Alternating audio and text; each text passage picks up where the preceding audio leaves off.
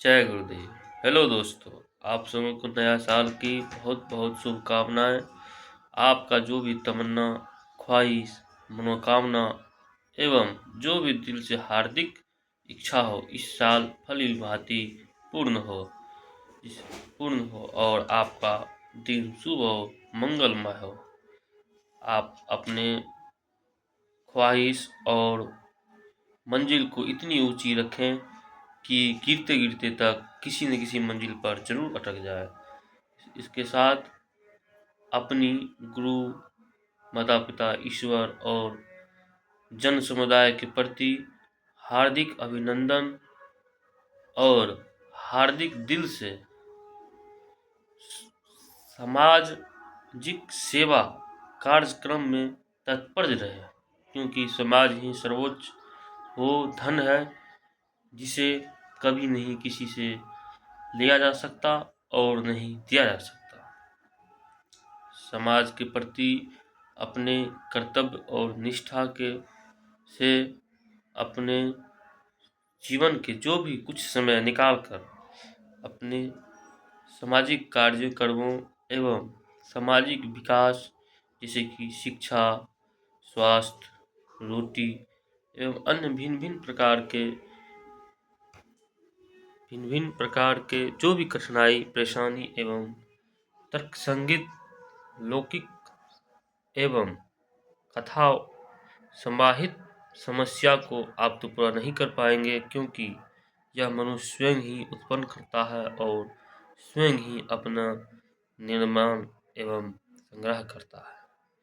इसलिए आप सबों से नम्र निवेदन है कि अपने कार्य को सुचारू एवं सुव्यवस्थित एवं सम्मानित ढंग से अपने कार्य को करें, क्योंकि जब तक आप अपने कार्य को स्वयं सम्मान नहीं कीजिएगा तो दूसरों के प्रति उसे सम्मानित होने का कोई आशंका नहीं है, क्योंकि आप अपना ही स्वयं शरीर एवं अपने मनोभावना को उच्च प्रकाश के तरफ ले जाने की कोशिश करें, जिससे कि आपके जीवन में समृद्धि एवं शांति प्रदान हो। शांति से बात एक समझ में आया। शांति शांति दो शब्दों से बना है, शांत और ति। शांति का अर्थ होता है भौतिक क्रियाकलापों से विमुक्त होकर उस दिव्यमान प्रकाश के और चले जाने से जो सुख शरीर को नहीं आत्मा को मिलती है वो शांति है। शांति नहीं कोई वस्तु है, नहीं कोई भौतिक क्रियाकलाप में लाए जाने वाले सामग्री है। शांति एक अपने आप में बहुत बड़ा ब्रह्मांड है। शांति का मतलब शरीर। इसे भिन्न भिन्न शब्दों में, भिन्न भिन्न वाक्यों में एवं भिन्न भिन्न तरीकों से समझा जा सकता है। शांति का उदाहरण एक प्रकार यह भी है, शांति जैसे कोई व्यक्ति अपने कार्यों से संपन्न होकर बैठ जाता है, उस व्यक्ति के लिए क्षणिक देर के लिए शांति प्रदान है, क्योंकि उस कार्य को वह कर चुका है। शांति इसे भी समझा जा सकता है भौतिक क्रियाओं में। नहीं तो शांति का वैदिक क्रियाकलापों के अनुसार एवं मनुष्य के अंतिम परिसीमा ही शांति है। जैसे साधुओं, संतों एवं नागाओं एवं अन्य धर्मों के मसीहा एवं जो भी व्यक्ति हैं, शांति पर ही खोज किया है। Peace is a research of mind, but do not expect it is ethical principle और this land। यानी कहने का मतलब है जमीन पर मनुष्य शांति पा सकता है, लेकिन लगा है शांति उस अवस्था का नाम है जिस अवस्था में हर एक मनुष्य अपनी भौतिक क्रियाओं से नहीं जा सकता, और जाना चाहे भी तो उसे अपना मनोदेहिक शरीर को इस देहिक क्रियाकलापों से वंचित करना होगा। जैसे एक व्यक्ति गृहस्थ आश्रम में रहकर भी वह सन्यासी जीवन जी सकता है, गृहस्थ आश्रम में रह के भी सन्यासी जीवन जी सकता है। उसी प्रकार विद्यार्थी का जीवन बहुत महत्वपूर्ण होता है, और 2025 में आप सभी जीवन का कुछ न कुछ मकसद निकालिए और उस मकसद को पूरा कीजिए, जिससे कि आप अपने मकसद में कामयाब हो और दृढ़ संकल्प ले सकें। जैसे कि विद्यार्थी का मतलब है संसार। संसार कहने का अर्थ यह होता है कि हर एक मनुष्य अपने आप में एक विद्यार्थी है, क्योंकि वह जब तक जीवित रहता है इस धरातल पर तब तक कुछ न कुछ सीखता है, और सीखने वाले ही विद्यार्थी हैं। सिखाने वाले गुरु हैं जो सर्वोपरि है। कहा गया गुरु ब्रह्मा गुरु विष्णु गुरु महेश्वरा गुरु परमो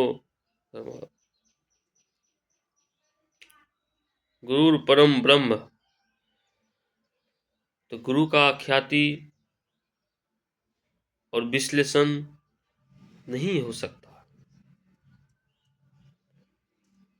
समुद्र सा कागज करूँ धरातल का इंक लूँ तब भी गुरु ज्ञान लिखा न जाए। कहने का अर्थ यह है इस पूरा धरातल को कागज बना दूं और जितने समुद्र हैं समुद्र के सभी पानी का इंक बना दूं तब भी गुरु का वर्णन नहीं किया जा सकता। इसलिए गुरु सर्वोपरि है और गुरु का स्थान ईश्वर से भी ऊपर है। इसी बात पर एक बात ध्यान और आ गया। एक बार भगवान भोलेनाथ किसी ऋषि के पास मिलने गया, तो ऋषि के शिष्य जो हैं उनके साथ थे। तो ऋषि के शिष्य समझे ये तो भगवान है, गुरु से भी बड़े हैं, पहले इसको प्रणाम करना चाहिए। जैसे ही प्रणाम किए भगवान भोलेनाथ शंकर को, तो भोलेनाथ गुस्सा गए, क्रोध हो गए कि तुम पहले हमको काहे प्रणाम किया।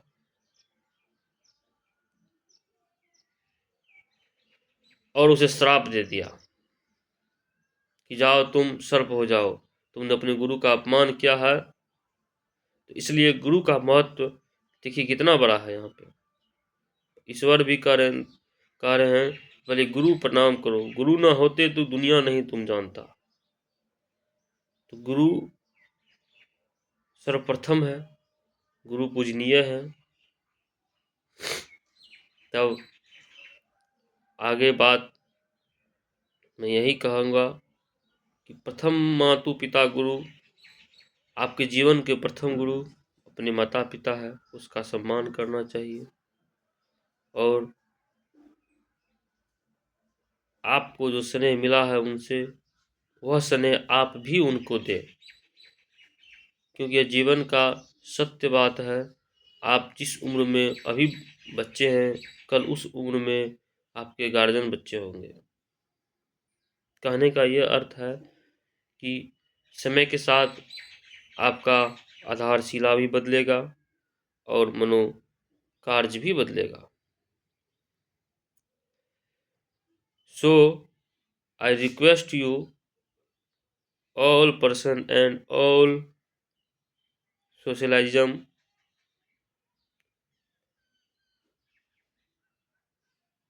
honesty is the best policy. Honesty is the best policy. इसी के साथ अपने बात को मैं विराम देता हूँ। कहने के लिए तो मैं कहता रहूँगा, आप सुनते रहना। सुनिए, आजकल एक ट्रेंड चल रहा है motivational speech. What is motivational speech? Motivational speech is not continuous of life, but अगर आप अपने जीवन में किसी मोटिवेशनल स्पीच से जीवन सुचारू रूप कर रहे हैं तो वो आपकी भूल है। मोटिवेशनल आप अपने आसपास अपने घर के हालातों देखकर मोटिवेशनल होइए। इससे आपके जीवन में बहुत गहरा असर पड़ेगा और किसी के दिखावे या किसी के बात पर ना चले। गुरु का बात अवश्य सुने। अगर गुरु भी गलत कर रहे हैं, अगर आपको गलत लग रहा है तो गुरु से सवाल करें और गुरु को समझें कि ये सब बात क्यों कहें। हो सकता है आपके लिए फायदामंद हो। इसलिए गुरुर ब्रह्मा गुरुर परमो ब्रह्म, गुरु सर्वे सिद्ध ही होता है। और गुरु को जानकर मानकर गुरु ज्ञान को देखकर और किसी से आप कुछ एक भी बात सीख रहे हैं तो वो आपके लिए गुरु समझना है ही है। गुरु समझना चाहिए। आप किसी को सिखा रहे हैं तो आपको भी गुरु समझना चाहिए। त्वमेव माता च पिता त्वमेव बंधु सखा त्वमेव विद्या द्रविणम त्वमेव सर्वमम देव देव। इसका मतलब बहुत बड़ा होता है। इस समझाने के लिए तो मैं समझा सकता हूँ, लेकिन आप लोग अपने अपने अध्ययन से समझें।